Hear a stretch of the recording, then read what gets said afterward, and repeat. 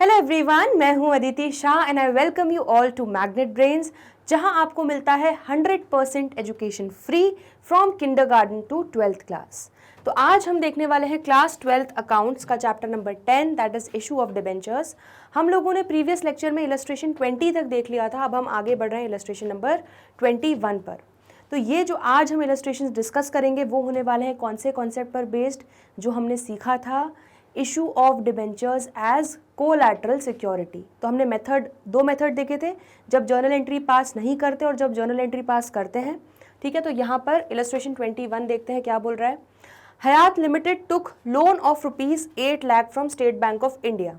तो यहाँ पर हयात लिमिटेड एक कंपनी है जिसने 8 लाख रुपए का लोन लिया है, किससे? SBI से, एंड उसके बदले इशू किए हैं 10,009% debentures of 100 each as collateral security. ठीक है, तो उन्होंने एडिशनल सिक्योरिटी के तौर पे, कोलैटरल सिक्योरिटी के तौर पे 10,009% डिबेंचर्स इशू किए हैं 100 ईच फेस वैल्यू वाले। ठीक है, दैट मीन्स कितनी वैल्यू हो गई?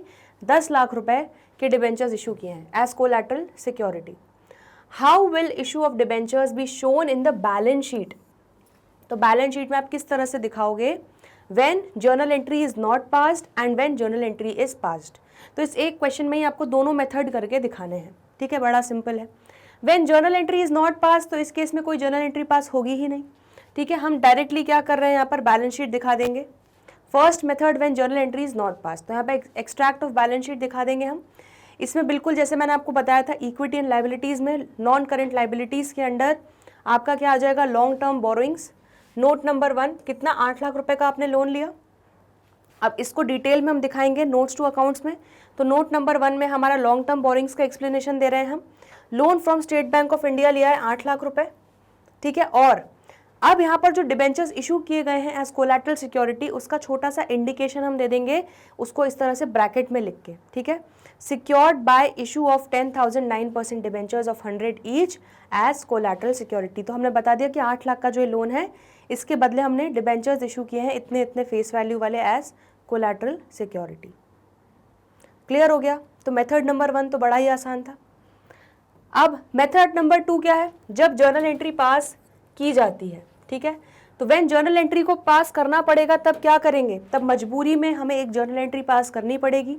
ठीक है, तो यहाँ पर वो बेसिकली लोन लेने की एंट्रीज को नहीं दिखा रहे हैं, वो बस डायरेक्टली आपके सिर्फ debentures as collateral security issue करने की एंट्री नहीं करनी है और इशू करने की एंट्री करनी है, तो बस उससे रिलेटेड एंट्री दिखा रहे हैं।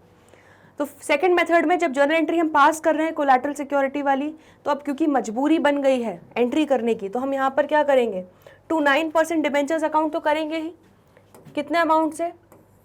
10,000 डिबेंचर्स इशू किए हैं 100 रुपये ईच वाले, तो 10 लाख रुपीज़ के आपने डिबेंचर्स इशू किए हैं। लेकिन डेबिट कौन सा अकाउंट करें कुछ पता नहीं, तो हम यहाँ पर कुछ भी अकाउंट को डेबिट कर देंगे। तो कुछ भी अकाउंट को हम क्या नाम दिया है हमने? Debenture suspense account. तो debentures suspense account debit 10 lakh. ठीक है, तो debenture suspense account debit to 9% debenture account, ये आपकी 10 लाख से एंट्री हो जाएगी। ठीक है, अब बैलेंस शीट एक्सट्रैक्ट पे आ जाते हैं। तो बैलेंस शीट एक्सट्रैक्ट में ये तो पूरा सेम टू सेम रहेगा मेथड 1 की तरह। Equity and liabilities, non current liabilities के under long term borrowings, note number 1 8 lakh रुपए। ठीक है, अब नोट्स टू अकाउंट्स में थोड़ा सा चेंज हो जाएगा। आपको लॉन्ग टर्म बोरिंग्स में loan from State Bank of India 8 lakh ये तो दिखाना है, लेकिन जैसे आप मेथड 1 में यहाँ पर ब्रैकेट में दिखा रहे थे, इंडिकेशन दे रहे थे कि हमने डिबेंचर्स को एज कोलैटरल सिक्योरिटी इशू किया है, अब यहाँ पे क्योंकि आपने जर्नल एंट्री पास कर दी है तो आपको इन दोनों अकाउंट का इफेक्ट दिखाना पड़ेगा। तो हम क्या करेंगे? यहाँ पर लिख देंगे 10,000, ब्रैकेट को हटा के यहाँ पर लिख देंगे 10,009% debentures of 100 each issued as collateral security. कितना? 10 लाख। उसमें से लेस डिबेंचर सस्पेंस अकाउंट, कितना? 10 लाख। तो 10 लाख माइनस 10 लाख कितना हो गया? नील। तो आपका टोटल बैलेंस शीट का कितना आ गया? 8 लाख। बस इतना सिंपल क्वेश्चन था ये। ठीक है, जल्दी से देख लो, इसमें कोई भी डाउट हो तो पूछ लो।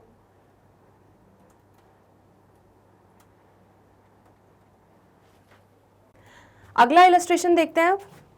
Illustration number 22। G limited issued 10% debentures of 100 each as collateral security. तो जी लिमिटेड एक कंपनी है, उसने 10,000 10% डिबेंचर्स 100 रुपए की फेस वैल्यू वाले इशू किए as collateral security for a loan of 8 lakh. तो 8 लाख रुपए के लोन के लिए देना बैंक से जो लिया था उनको कोलैटरल सिक्योरिटी के तौर पे डिबेंचर्स इशू किए। The company was unable to repay the loan. अब यहाँ पर कहानी थोड़ी डिफरेंट हो गई। कंपनी जो था, यहाँ पे कंपनी ने लोन नहीं रीपे किया, on which interest payable was 2 lakh. तो 8 लाख रुपए का लोन भी नहीं रीपे किया और 2 लाख रुपए का इंटरेस्ट भी जो देना था वो भी रीपे नहीं कर पाई। देना bank on 31 March 2021 exercised the right vested in it by way of debentures being issued as collateral security। तो बेसिकली क्या करेगी, देना बैंक जो है अब अपना राइट एक्सरसाइज करेगी, उसकी जर्नल एंट्रीज हमें दिखानी है। ठीक है, तो यहाँ पर जर्नल एंट्रीज बहुत सिंपल है, कुछ भी नहीं है। सबसे पहली एंट्री क्या होगी, देखो जब डिबेंचर्स हम लोग एज कोलैटरल सिक्योरिटी इशू करते हैं तब क्या एंट्री करते हैं, कुछ भी account debit to percentage of debenture account, मतलब debenture suspense account to percentage of debenture account. अब यहाँ पर कंपनी लोन ही नहीं दे पाई, ठीक है, यहाँ पर इंटरेस्ट भी नहीं दे पाई, तो यहाँ पर जो entry as collateral security issue करने की थी उसको हमें क्या करना पड़ेगा, रिवर्स करना पड़ेगा। तो उसको हमने रिवर्स कर दिया, वो एंट्री का इफेक्ट हम खत्म करेंगे। तो 10% debentures account debit to debenture suspense account कितना, 10 लाख रुपए। आ रहा है समझ में, क्योंकि अब वो कोलैटरल सिक्योरिटी नहीं रहेगी, अब बैंक उसको लाइबिलिटी में कन्वर्ट करने वाली है। ठीक है, वो एक्चुअल डिबेंचर्स का रूप लेने वाले हैं। ठीक है, अभी ये सिर्फ हमने एज कोलैटरल सिक्योरिटी इशू किया था, अब वो एक्चुअल हमारा डिबेंचर्स का रूप ले लेंगे, एक्चुअल लाइबिलिटी का रूप ले लेंगे। तो इसलिए पहले हमें ये जो झूठी मूठी एंट्री है इसको हमें क्या करना पड़ेगा, कैंसिल करना पड़ेगा। तो 10% debentures account debit to debenture suspense account, उल्टा कर दिया, 10 लाख रुपीज़। यहाँ पे नरेशन क्या लिख दी, 10% debentures issued as collateral security reversed, तो रिवर्स एंट्री कर दी।